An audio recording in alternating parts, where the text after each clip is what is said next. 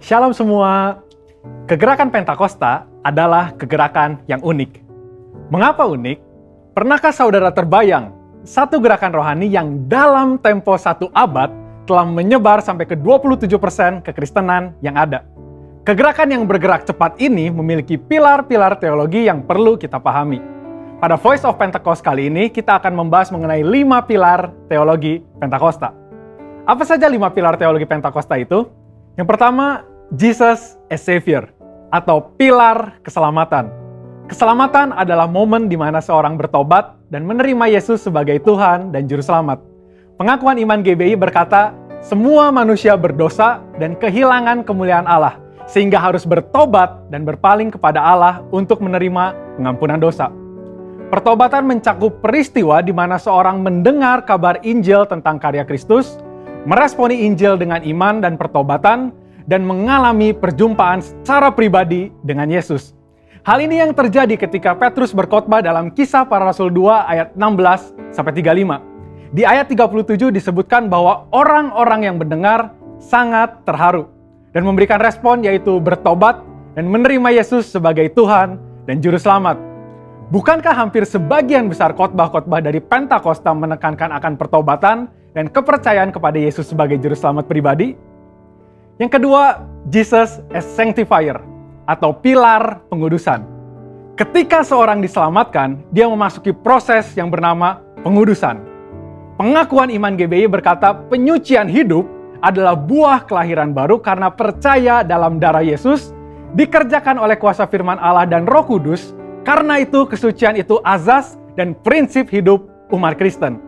Insan Pentakosta percaya bahwa anugerah keselamatan harus diresponi dengan benar dalam takut akan Allah. Filipi 2 ayat 12-13 berkata, kerjakan keselamatanmu dengan takut dan gentar. Karena Allah lah yang mengerjakan di dalam kamu, baik kemauan maupun pekerjaan menurut kerelaannya. Di sini terlihat tanggung jawab orang percaya untuk mengerjakan keselamatannya, atau menguduskan kehidupannya dalam takut akan Allah. Proses pengudusan ini akan kita jalani selama kita hidup, dengan tujuan agar kita menjadi segambar dan serupa dengan Kristus.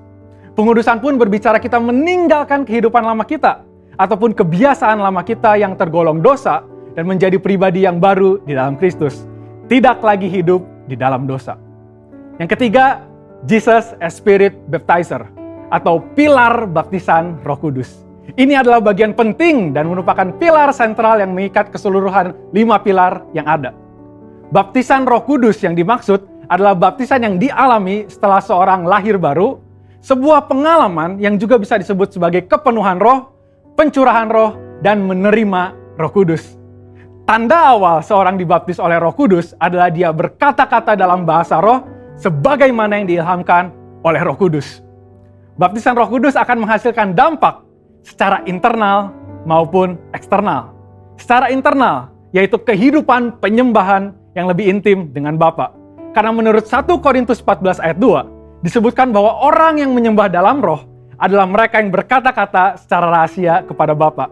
Pada ayat 4 pun dijelaskan bahwa saat kita berbahasa roh, kita sedang membangun diri kita.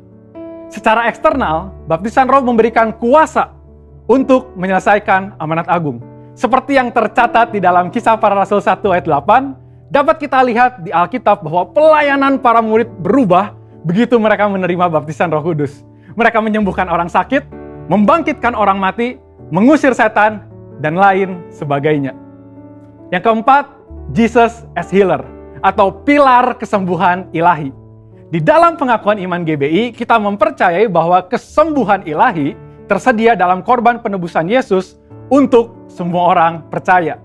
Bagian ini sangat penting, karena kita mempercayai bahwa tanda dan mujizat masih berlaku di zaman ini. Orang yang telah dipenuhi Roh Kudus akan melakukan pelayanan dengan tanda-tanda seperti yang Yesus katakan dalam Markus 16 ayat 18-19. Mereka akan meletakkan tangannya ke atas orang sakit dan orang itu akan sembuh. Dari mana kuasa untuk menyembuhkan itu datang?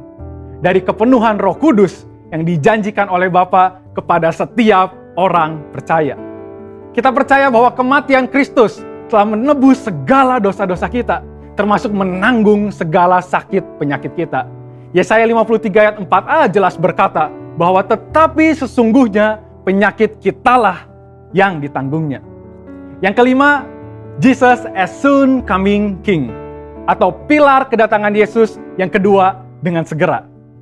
Pilar terakhir ini dipandang sebagai motivasi dan semangat untuk menyelesaikan amanat agung, memberitakan Injil dengan kuasa Roh Kudus, serta hidup dalam kekudusan.